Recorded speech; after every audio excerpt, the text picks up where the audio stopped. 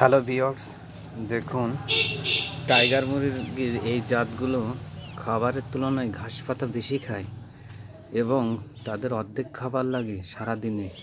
দেখেন আমি তাদেরকে কদু গাছের পাতা দিচ্ছি কীভাবে খায়।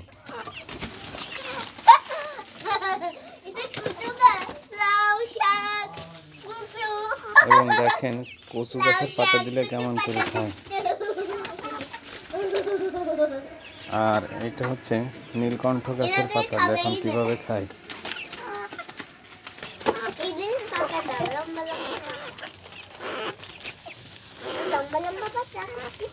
Yan ni ko dito. Mga kasi sa.